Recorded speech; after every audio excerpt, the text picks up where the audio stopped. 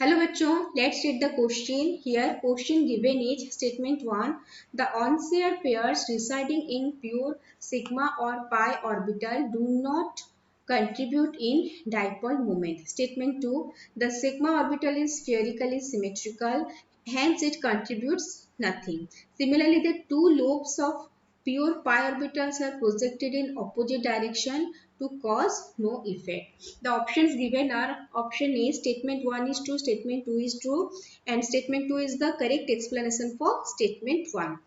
Option B, statement 1 is true, statement 2 is true, statement 2 is not the correct explanation for statement 1. Option C, statement 1 is true, statement 2 is false. Option D, statement 1 is false, statement 2 is true. तो ये जो question है, इस question का की concept है, यहाँ पे जो बोला जा रहा है कि सिग्मा ऑर्बिटल और पाई ऑर्बिटल जो है, इनमें जो ऑनसेट पेयर रहते हैं in pure sigma and pi orbital, वो डाइपोल मोमेंट में कंट्रीब्यूट नहीं करते. तो क्यों नहीं करते, उसका रीजन हमें देखना है. ठीक है, तो जो सिग्मा ऑर्बिटल है, सिग्मा ऑर्बिटल, उसका जो शेप है वो है स्फीयरिकली सिमेट्रिकल.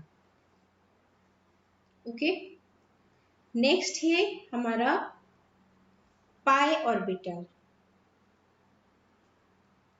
पाई ऑर्बिटल, और पाई ऑर्बिटल में क्या होता है, पाई ऑर्बिटल में जो टू लोब्स होते हैं, they are projected in opposite direction.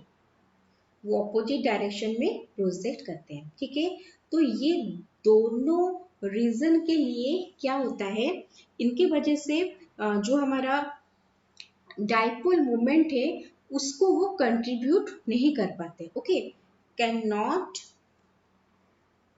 Contribute to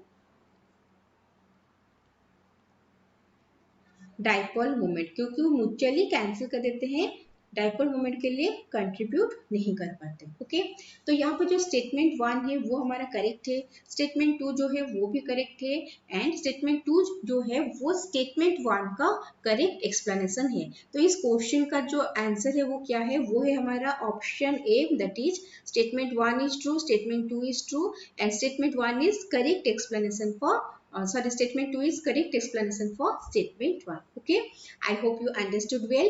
Best of luck.